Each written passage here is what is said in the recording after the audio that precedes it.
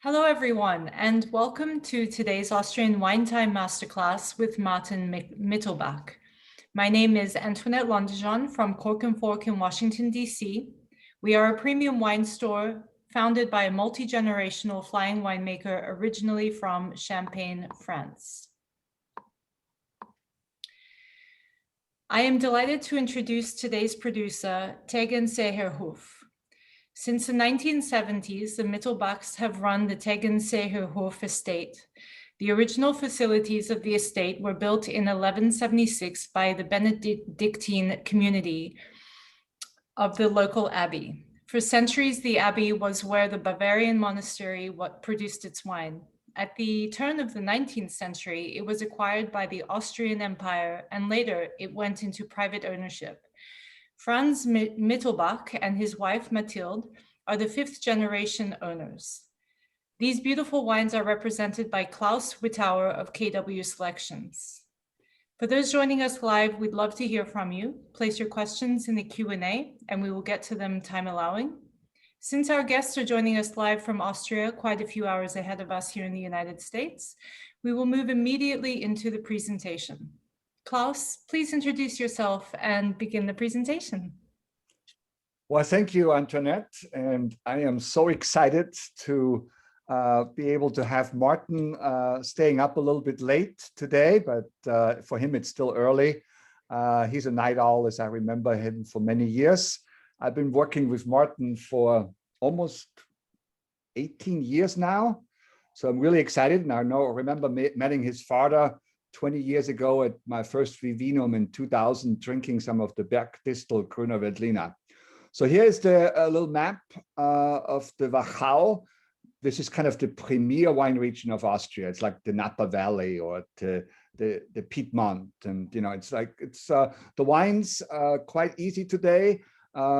There's a Federspiel series, which has the yellow labels, and then we have the Smaragd series with the bronze labels, and Martin will explain to us a little bit more about the wines. The order of the wines, we changed a little bit around. So we have two rosés to start. We're doing his uncle's rosé from the creme style first, number 1, and then we go into Martin's rosé, the Pinot Noir rosé, as the number 2 wine. And then the third wine on your box is the number 6, actually. This is going to be the T26 Grüner Veltliner.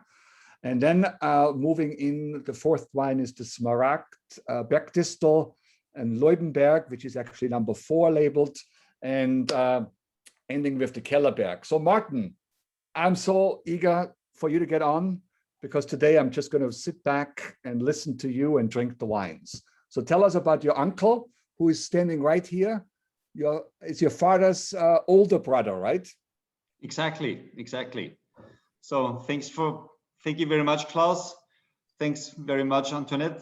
Thank you very much, Nick. So actually, I'm not happy being here tonight, because I would rather prefer meeting you all in person in the United States or somewhere else, but that's the only possibility to do tastings at the moment, and I hope it will change soon, or I think we all hope it will change soon.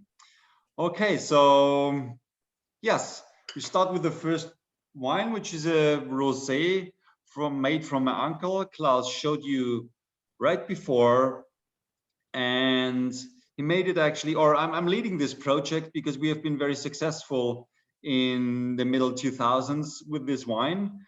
And then I decided to become a member of this exclusive association, Wiener Wachau. I will tell you later about it. And we didn't have the option to produce this wine on our own anymore. So I'm just leading the project. My uncle uses the same grapes under my philosophy, and I'm still overviewing everything around there. And yeah, I'm happy to show you the 2020 T Rosé.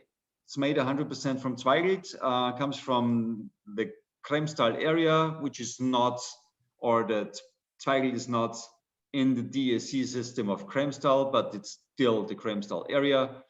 And it's wonderfully dry. In 2020, we actually had a vintage which wasn't, it was or explaining a little the vintage 2020. It was actually quite warm. We had a medium and moderate winter time, and then it heated up with lots of drought in April.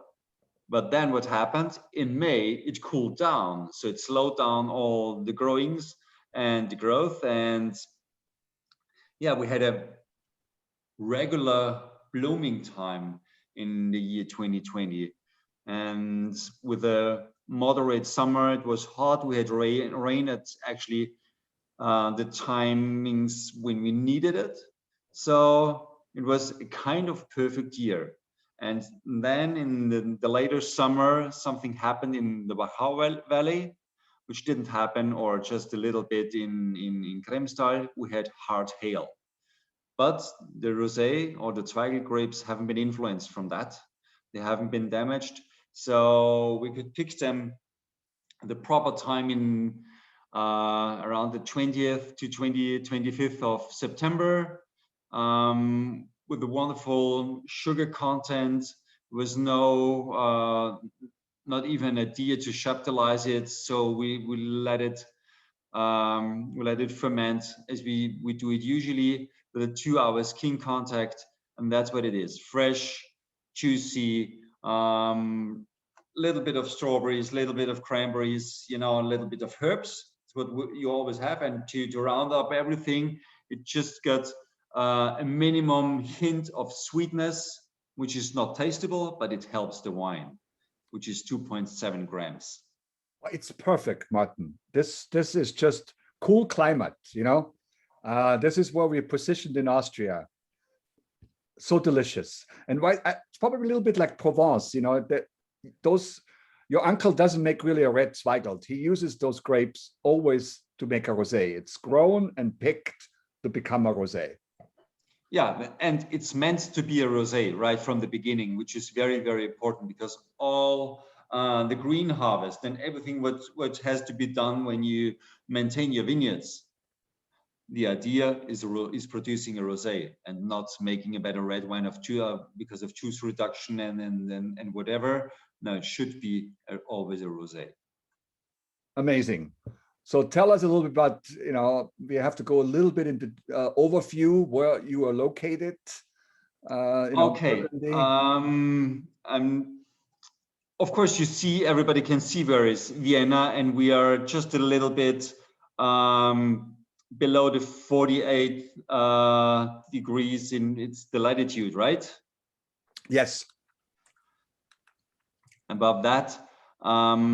So very close. So we are actually between the Champagne and Burgundy, which is a good sign on the one hand side, but what makes us unique is still that we have totally different kind of climates than they have there. We have a big river, we have the Danube, we have actually big hillsides, we have steep terraces, we have totally different microclimates, and this is influencing the grapes a lot. So, and where we are located in the Wachau Valley, we are exactly at the spot where we have the Pannonian climate and the Atlantic climate coming together in the Wachau Valley. And then we have the cold wind from the north, from a higher plateau in the north, and that creates higher temperature differences between day and night. And it's really very, very important where you have your vineyards located. At some spots, even the same single vineyard has a different are varying in microclimates. Okay, on this page you see where we are. So Wien is Vienna, and we're a little bit northwest, actually more west. It's 80 kilometers, which means just 45 minutes drive with a proper car. And the right driver. What? Yeah, so this is where we are located. It's one of the smallest regions in Austria. And of course, the main varieties are Grüne Veltliner and Riesling. For us, for the Tegernseerhof winery, we have 2/3 is Grüne Veltliner, 1/3 is Riesling, and this is altogether 95% of the production. So Klaus, you're moving fast actually. We are already in the Wachau region. So you see the Danube. The current is from west to the east, and that's a special thing as well, because it feels like the Danube streams from the west to the east, but it's totally different because you have this meander you see here. So you have different exposures. It depends if you're on the left and or on the right bank. And yeah, because of the landscape, which is very, very picturesque, very, very beautiful. It's a UNESCO World Heritage, natural and cultural. So there are not many places in the world who grow wine in a UNESCO World Heritage. Yeah, and from 2020, we've got the new system, the DSC system of Wachau. It's like a pyramid. For the end consumer, it will not change. There will not be a big change in total, because we still have the Grüne Veltliner, we still have the varieties, but if you look for a single vineyard, this can just come from Grüne Veltliner or Riesling. If you look for that, what makes Wachau to, or the villages to the villages, what's typical for there, you have a DSC, you have some other varieties in there, and the regional wines are a little more varieties, but that's what we had before as well. But what is very, very important for the Wachau Valley, we have our most important facts, what makes the Wachau to the Wachau. We brought it under a legal force. That's so important. So the wines are not allowed to be chaptalized in the top of the pyramid. We are not allowed to have an oaky flavor. Very, very important. They have to be hand-picked. So make sure, where is Wachau from the vintage 2020, it is a hand-picked wine. Very, very important. It's controlled that the grapes are from the Wachau. This hasn't been before, so it's controlled, which is very, very, very important for all of us. Yeah, so the main facts of the Wachau we put under a legal force by the law. That's very, very important for us, and this is the real thing why we've done, or why we went into a DSE system. So yeah. I moved on to my personal vineyard. Yeah, actually I cannot follow you, so my English is very limited in comparison to your presentation. I just have to keep you on track. So here we are at the beautiful village of Weißenkirchen, which is where you have your Pinot Noir vineyard, right, Martin? Yes, but you have to move a little north and a little higher up. So Klaus, that's the view from Ried Klaus, which goes into Ried Achleiten, two very, very famous single vineyards. And if you turn right behind the edge and go a little higher up, almost in the Waldviertel, yeah. This is where the Pinot Noir grows. So it starts on altitude of 360 meters and goes up to 420. So it's slightly hilly there. It's not terraced, but it's influenced by limestone and a little bit of marble. So it's above the single vineyard Steinriegel, which is famous as well. And that's perfect conditions for a Pinot Noir. You get this moderate stress. It grows slow, and it's perfect, you know, or some of you know, we produced the red wine out of it in the beginning, because when we got the vineyard in the year 2010, I was so happy to get a Pinot Noir and to make it, which was always my dream. And yeah, we've done it properly and very, very nice. We had good success actually in listings in Michelin star restaurants and in London, in Singapore, in the United States, but in the end, nobody comes into the Wachau Valley buying a red wine. So it felt like more fulfilling the Pinot Noir varietal book. And yeah, so we were playing around a little, and then I decided, okay, let's make a rosé, which must be great from there, must be outstanding from there. And usually a rosé is for drinking just in the summertime or quite young, not the Pinot Noir rosé from us, because that's made for aging as well. So you see it, there's a pH level which is a little lower, so you reach totally different flavors than you usually do, or than you usually know. It's still stainless steel, but we've got a little bit of malolactic fermentation in there as well, and it's very focused, it's very straight, it's crystalline, has this wonderful spice and the nicest thing actually is it's ready to drink now, and it's vintage 2018. Yeah, it's a little bit longer and it's still fresh, and it has a nice mouthfeel, and like you said, no residual sugar. It's bone dry. The acidity, because of the malolactic fermentation, kind of comes in softer. It's not as floral and as aromatic as the first one, the Mittelbach, because it's a different style of wine. It's totally different. It's much more distinctive. Yeah. In the end, so it shows that what you avoid from a profound wine. Definitely get the limestone, to get that Pinot Noir characteristic in there.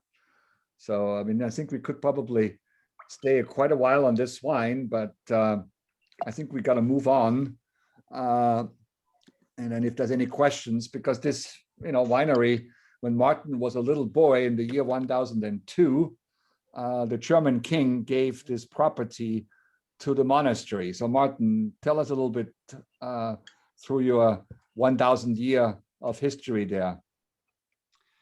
Yes, and when my parents refurbished the winery in the 70s, or in 1970, they found a painting outside of the wall. And they said, what's that? And then they found out there was a painter who went through the Wachau Valley between 1170 and 1180. So from this painting, they know when the building was built. So and we said it in 1176 because it sounds so nice. Yes, so we're the very first, the originary winery in the region there. Tegernsee is a lake, a city, and of course there's a monastery in southern Bavaria. This is where we are related to. Klaus showed you the crest right before, and that's the crest of the city of Tegernsee. So we are the embassy of the city of Tegernsee, and that's the winery. They used to make the wine there in the Middle Ages and a little before. It's not big enough anymore. So the wine is produced a couple of houses away from there. Yeah, Antoinette, where Klaus has its cursor, you see this cannonball because of the Battle of 1805. Yeah, this is the French people, they put a cannon, they put a hole in our roof there. The Napoleon. Yeah, that's where we get the water from the roof.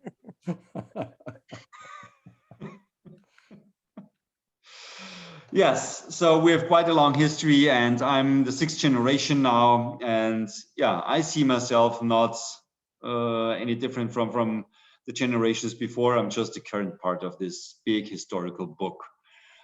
We grow wine on 26 hectares, produce between, probably a little more than 150,000 bottles a year, but we're still a boutique winery in terms of an international standard, honestly. Yeah, as I said before, can I bring you in?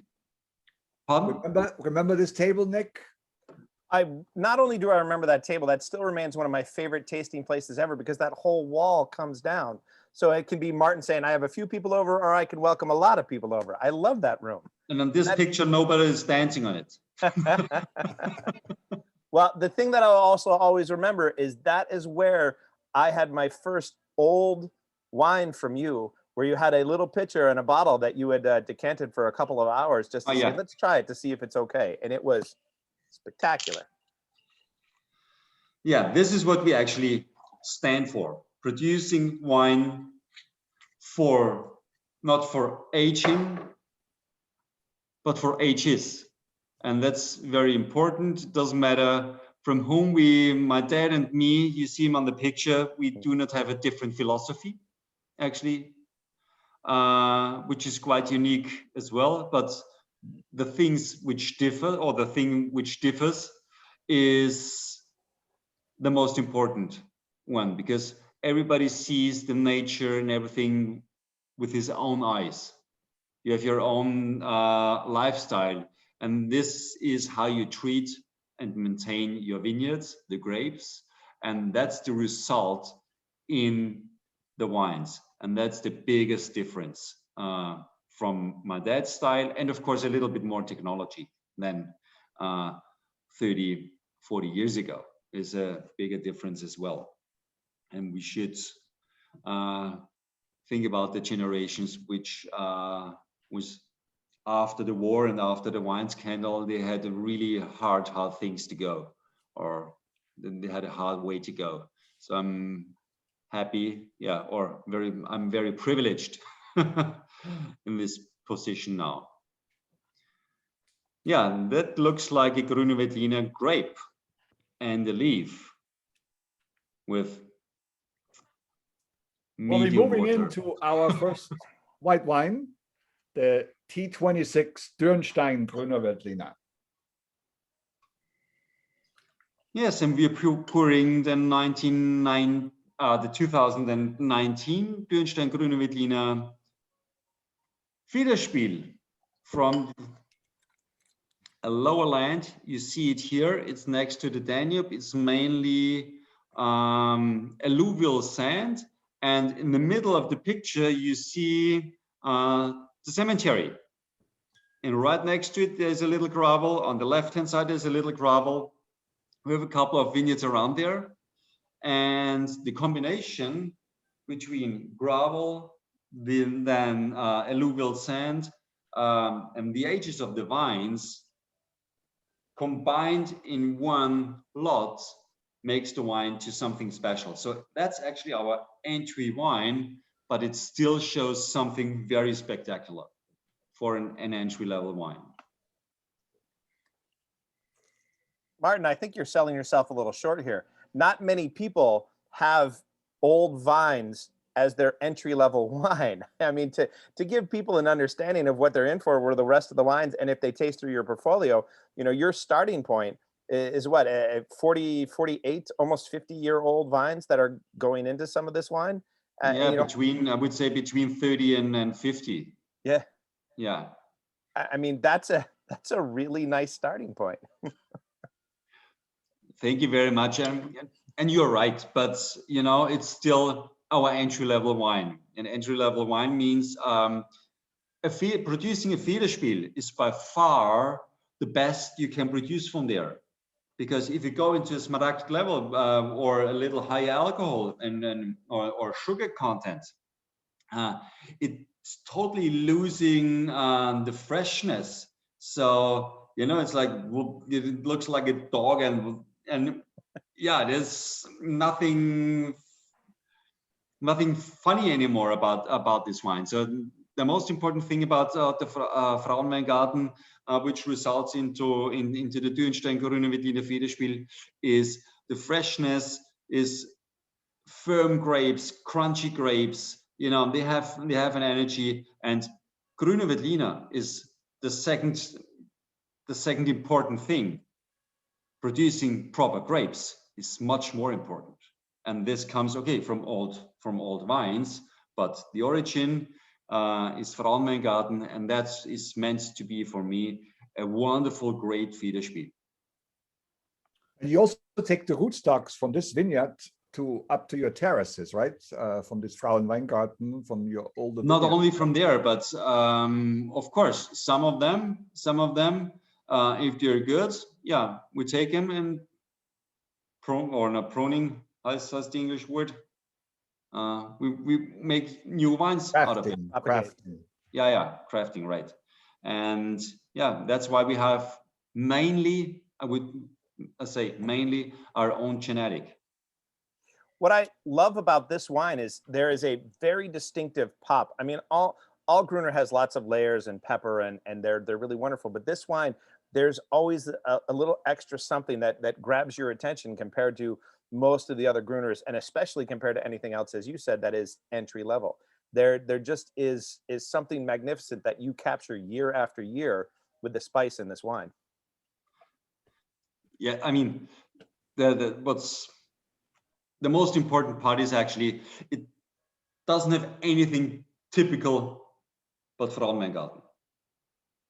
That's very, very important for this, and you get an adorable wine. That's the most important thing. We don't ask for a Grüne Veltliner, or you can ask for a Grüne Veltliner and you'll probably get this as best practice. But if you ask for a great kind of a great glass of wine, you can pour it and people will be happy. And that's a perfect sign, actually. So you don't ask always for varieties, ask for good wines. And Martin, you want to tell the story why we call it T26? I can tell the story. So when Klaus came at one of his first trips to Austria or to our region, and he just brought him and just the one or the other two people, we went into the cellar and tasted the wines, because Klaus wanted to have something right from the beginning, from the start. Where does the Wachau start? And we tasted through in, yeah, early February, I think. Yeah. And it was cold outside, so we stayed in the cellar a little longer. And yeah, we brought the wines for dinner later, and we just had numbers on the bottles we took, because it was in tanks like 48, 20, 26 and whatever. And this one, the one which got chosen, was in tank number 26. Yeah, and there was another guy. Yeah, he had a little too much. And just from the 26, which is a good sign as well. So the T26 was actually the first bottle which was empty. And that's the reason why Klaus took it and, yeah, imported it to the United States. And, you know, Grüner Veltliner, Frauenweingarten, Federspiel, it's a lot of things to say. So we thought if we just call it T26, that would stick. And that's why we'll keep it. And now it's the Dürnstein, the village wine. And, you know, I wouldn't call it the entry-level wine, but this is where Martin starts. So, you know, let's go to the next level. Martin, tell us about your little village, where the Danube makes this sharp turn. And, you know, your village is right here, Loiben. And then there's this wonderful village of Dürnstein. This is where Richard the Lionheart was captured. That's why you guys have all this money, because he got a lot of money from the English people to free him. And yeah, here we go. Bergdistel. Bergdistel. Okay, so Bergdistel is not a single vineyard, but it's very important for our winery. So when Klaus actually showed you everything on on this little map or on the picture here, but what makes the Bergdistel so special and why it's so important for us is because it's dedicated to the very first days. So it's vineyards or wine, the wine growing, the viticulture started on the foot of the hill. It didn't start on the terraces. The terraces were built between the 12th and the 15th century. not before. So the wine started on the foot of the hill. And we took this vineyard, which has always been in the winery, co-ferment the grapes together and make it to our Grüne Veltliner Smaragd as the dedication for the region, a dedication for the showcase for Tegernseerhof. You see this little tower, and where it actually, or where the hint was, where the Bergdistel got its name. So Bergdistel is a Smaragd which is wonderful to drink. Actually, you have the smoothness, you have the spiciness, you have the power, but still from a little bit from the western parts, you get the coolness as well. And this makes this wine so successful. This wine works in every single region we are working with. So from Northwest Canada to Southeast Australia, from sea level to the top of the mountains, this wine is actually a wine which works pretty much everywhere. In every cultural area, cold, warm, tropical zones, it works. And that's actually a perfect sign that the Wachau is, shows something right. Martin, could you share with everyone a little bit about the difference between Federspiel and Smaragd?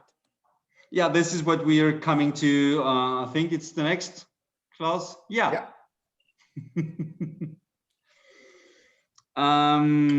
There's the Association of Vinia Wachau. The Vinia Wachau was founded in 1983 by the elderly people from the most important wineries. And what does the Vinia Wachau stands for? It's pretty much the same as, or not the same, pretty much something similar which we have on the DSC system now, but it's much stricter. So you just can get the grapes from there. You have to produce the grapes in the Wachau. You have to bottle the wine there. We are not allowed to put anything to the wine, so no additives, no concentration, no aromatization.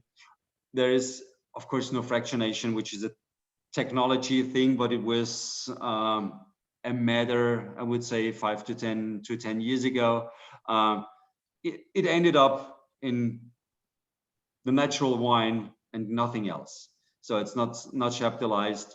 Yeah, this is what we stand for. And then there are 3 quality labels, the registered trademarks. It's the Steinfeder, which is limited to 11.5% of alcohol. I wouldn't say entry-level wines, but perfect summer wines, which are mainly consumed in the easier restaurants in the Wachau. Then we have the Federspiel level, where we have had the T26 before, between 11.5 and 12.5 of alcohol, bone dry, of course. And the highest level of excellence in grapes we can produce is the Smaragd level. And that's above 12.5% of alcohol, bone dry as well. So, and this is what we have in a glass. And it's not just bone dry. Excellence in grapes. This is just elegant, creamy, Burgundian in style. You know, when I go back to my L'Auberge François times, you know, people learned how to say Puy Fissé, even so they still sometimes butcher it. But, you know, Chassagne Montrachet, Puy Fissé, Burgundy, this reminds me, this is to me that real Burgundian kind of, that co-fermentation where you have all those different lots from the lower, from a little bit of the terraces, gives you that really smooth, round, long aftertaste. But the wine never is heavy. It's never on the top. It's just a perfect wine. For me as a sommelier, this is the food wine. This is the wine I just want to serve with almost You can everything. finish a bottle with a party of 2 without getting tired. So exactly. That's actually a nice fact. Yeah. So, and it doesn't stop you swallowing, you know. Very often it's like that it's not a big art, or not even any art, to produce a more concentrated wine. That's easy to do. I can tell you that on the phone how it works. It's really very, very easy to do.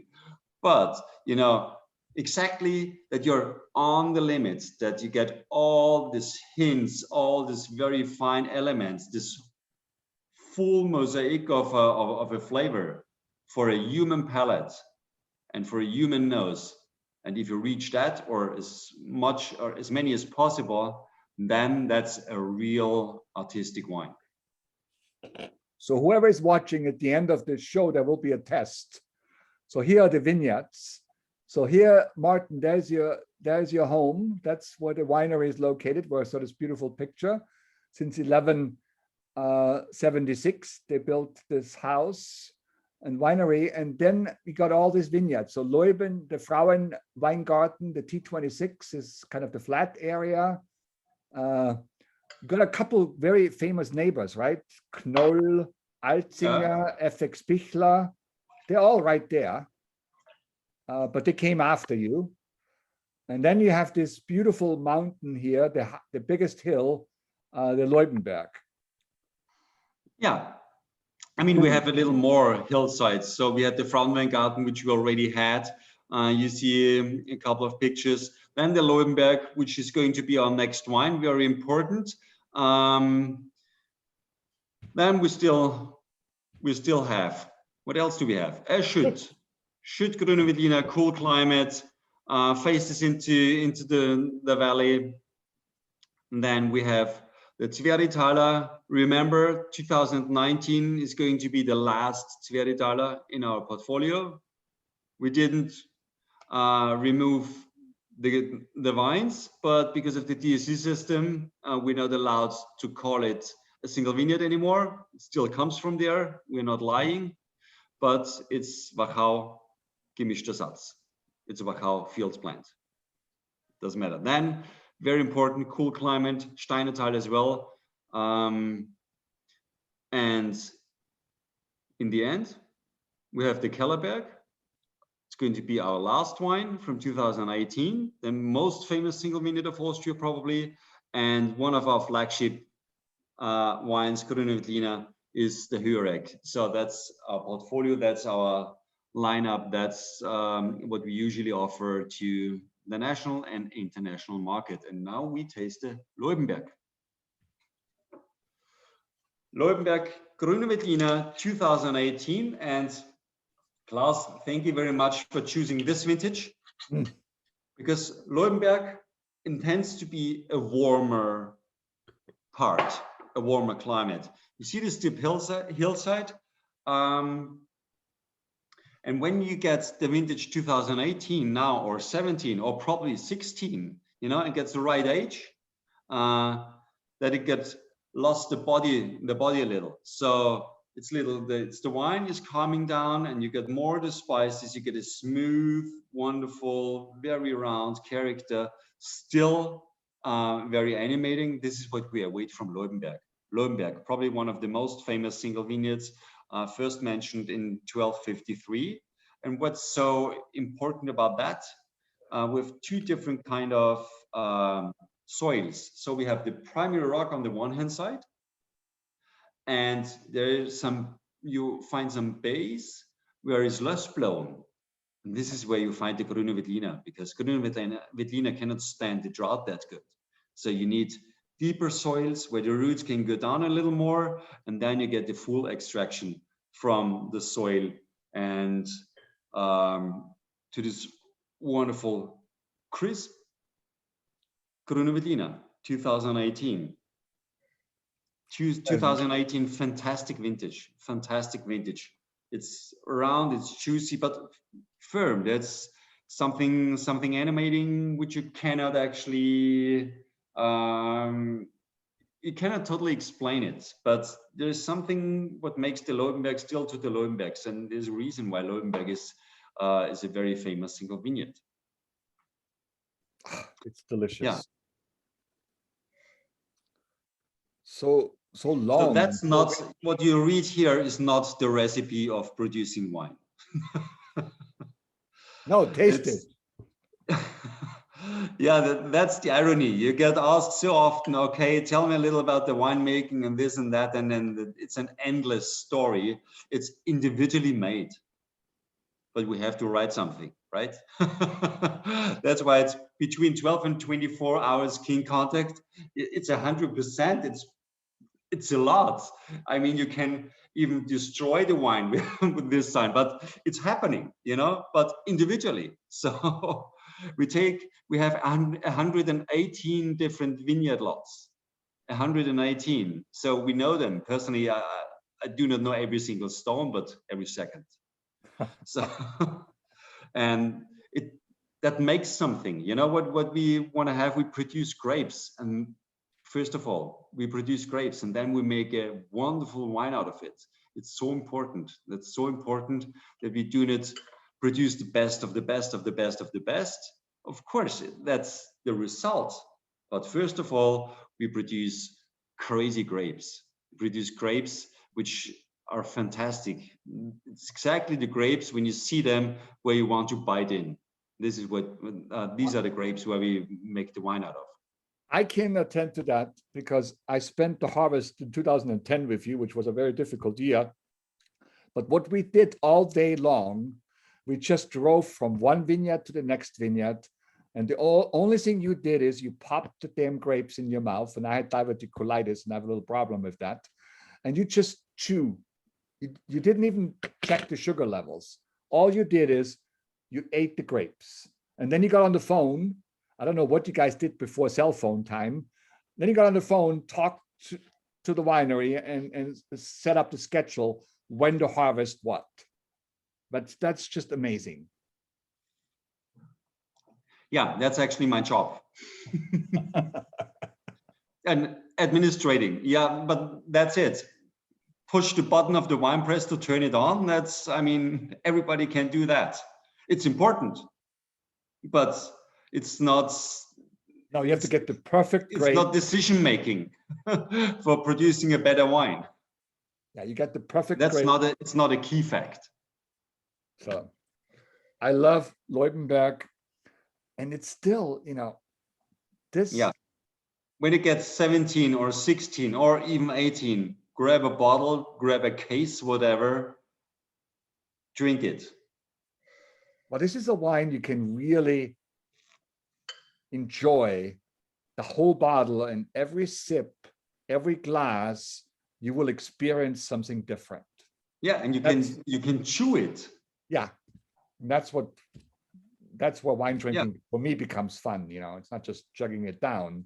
It's when you smell into it and you drink it and you taste it. And especially anybody who has not been to Austria, I encourage you, whenever we can start traveling again, make a trip to Austria and come to the Wachau Valley, because it is so magnificent and so beautiful. There's many great restaurants, many great places to stay. And once you see this, you will look at these wines differently, because it's so small, it's so unique, and it's so wonderful that they can put all this in the glass. And once you have been there, Nick, you can attend to that. It's an experience. Wines differently. It's a real experience in your lifetime, seeing how different it works.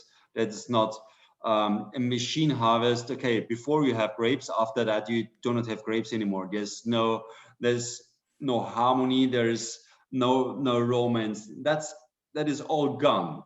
So that's producing products. But this is what we cannot do. So we want to hear when it gets liquid. That's an important motion.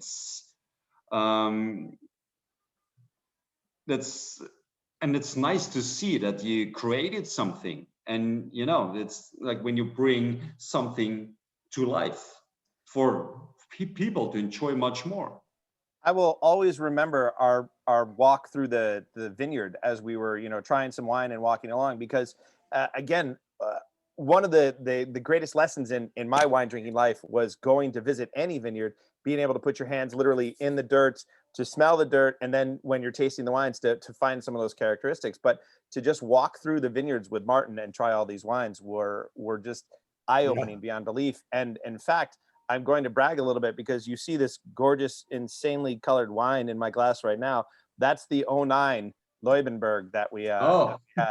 And so I'm taking a little moment to enjoy that while I can, but it's filled with life. It's filled with flavor. It is a beyond rich and filling palate. And again, this is the thing that I think took me in more than anything else, Martin, and why I think you're one of the best winemakers I've ever met, because we get so used to talking about how red wine is age-worthy and how you should throw these things down in the cellar. And we occasionally talk about good Burgundies and good champagnes, but you have wines that have this character that continues to build year after year and rewards you with any patience and restraint you can have from not drinking them all, which is so difficult. Thank you very much. So I'm getting red cheeks now, but you know, there's a difference between vintners and winemakers, and I think I belong to one group. Wow, Leubenberg. So now I have to move on. Sorry, we have to go to Riesling because the time we'll talk, I mean, way back too far again to Kellerberg. That is Riesling. Yeah, Kellerberg, the most famous single vineyards of the region. I mean, there are a couple of famous, but Kellerberg is, in terms of ratings, in terms of people's, or it was spotlighted so often that makes Kellerberg to the Kellerberg, and I would say it's probably really the best of the best. We have a couple of vineyards on the Kellerberg, which are actually 5 different, and that's important. That's really a key fact for us, because we have vineyards in the Kellerberg where it's less soil. We have the primary rock in the higher parts. Then we have the very cool parts in the valley, and then we have it in the southwest parts. We have it from old to young vines, which is important as well. And in 2018, we replanted 48 new terraces, or we renovated 48 terraces and planted the vineyard, a vineyard new. And you have an even view to the ruin of Dürnstein, which is far up. There is no irrigation anymore, which could be a problem, but I don't think so when we maintain the vineyard in a very good way. And that makes the wine to an outstanding product. Do you feel when you smell and you get a little tropical flavors? You get this this charming surrounding, this atmosphere. You have you have hints of this schisty flavors. It's not too loud, it's not too opulent, it's not jumping in your face. It has this understatement, very don't have any words anymore.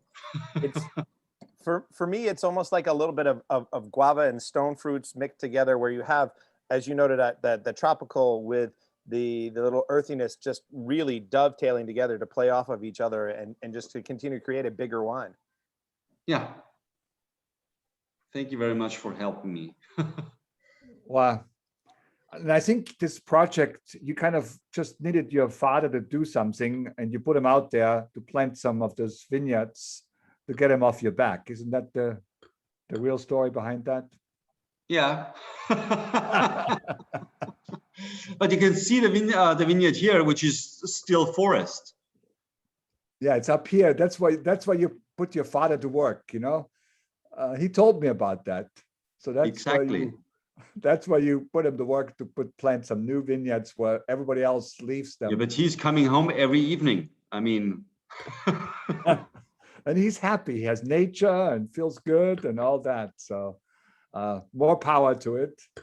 Kellerberg is just, you know. Yeah, and honestly, I haven't had the vintage 2018 from Kellerberg for a couple of months, but it shows brilliant. To compare it to 2017, it's a little more juicy.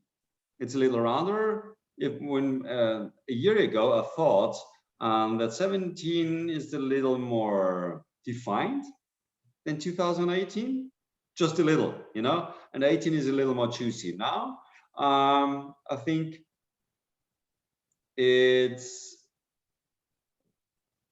more showcased here, the juiciness. So it's a real juiciness, and flavor-wise is so animating. You have this apricot, tropical, peach. It's that really apricot and tropical peach flavors, but never too loud. You have this wide range of aromas. It's actually very sophisticated. Well, we love it. We love it. And, you know, who could not love wines made from these two handsome gentlemen here, you know, Franz and Martin. And of course, if you travel to Austria, let me know. If you happen to come to the Wachau, I'll try to do my best to get these two guys to pour some wine for you. There's also great food. There's great restaurants. Landhaus Bacha, probably one of my favorite restaurants in the world, is not far from you. And then across the street, you have a great little restaurant where we had this beautiful garlic. Typical soup. Austrian. Yeah, I mean, now it's asparagus season. Right here. And this is a little bit perch with some of the white asparagus and, of course, parsley potatoes. And, you know, either, it doesn't matter if you have the Riesling here but I probably would do the Grüner Veltliner with that, wouldn't you? It depends how you serve. For this dish especially, definitely the Grüner Veltliner. But if you have asparagus with a little vinegar and just more the summer side, take a Riesling as well. Or take the rosé. Just try this. I mean, spice it a little more white pepper over it, citric juice, and then the rosé. Yeah, I'm sure it burns. And here we have a fish from the Danube with a little bit of a soup, bouillon reduction. And that Leutenberg Grüner Veltliner 2007 we had with this dish. I still remember it. I can just close my eyes and I see it and it's delicious. And it was not in the year 2009. No. And here's how Martin gets his energy. He connects with the soil and the sun. And that's what the grapes, you know, he sinks right into. So here we go. I'm going to leave you with that. I guess, Antoinette, you have any questions and we'll go out. As Martin always says, it comes from the grape. So one of these days, your hands are going to look like that, Martin. Your hands are going to look like that one of these days. Yeah, or yes, but it's very important to see that it's still hand-picked and what people's hands are like, you know, when they work a vineyard all year long. And yeah, it's a perfect picture, actually. And so, thanks for the previous one, Klaus. If somebody wants to see some pictures from Klaus, text me. I have a couple of them. If you have pictures of Klaus acting like a Smaragd lizard, I want to see them as well. Yeah. Wonderful. Well, thank you for this incredible presentation and introduction to your estate. Martin, do you have any final thoughts to share with the group before we say goodnight? Yeah, thank you very much for all who showed up, who is interested in the Wachau, in everything what we are doing. And yeah, very important is everybody, Klaus has my number, or just write me an email. If you ever come to Austria, I'm happy to show you around. I'm happy to make you tired walking over there, walking into the vineyards, make your hands dirty. And yeah, and I promise the one or the other get lost as well. Well, cheers. Thank you, Martin. So Klaus, Nick, anything I finished. you'd like to share before we say goodnight? I just so happy I have all these wines I can finish for tonight. So, you know, it's going to be a good night. I can just reiterate that it is an amazing time to go visit Martin at the cellar. Be careful if he takes you out in the morning for breakfast rosé. That can be a little difficult for a long day. But other than that, I have nothing but respect for him as one of the best winemakers I've ever met in my life. So do yourself a favor when we finally do the Klaus wine tasting of all the other bottles of wine, the single vineyards and the different ones. We would be remiss to not include Martin in it, because once you've had his old vintage wines, it is an eye opener and a game changer. And it's the easiest thing I can ever do to anyone to make you an Austrian wine fan, is put a bottle of Martin's wine in your hands and say, you need to drink this. Wonderful. Well, I know we just began to scratch the surface, and there's so much more to the philosophy and the estate. I thank you for joining us today, Martin, Klaus, and Nick. For those viewing, we appreciate your interest in the great wines of Austria. We encourage you to visit our website calendar at corkandpork.co to view the upcoming Austrian wine events we have with some of the region's greatest producers, such as our guest this evening. So thanks again all, and I wish you a wonderful evening. We'll see you again soon, Klaus and Nick, and I'll end the meeting for all. Cheers. Cheers. We'll see you in Austria soon, Martin. Cheers. Good night.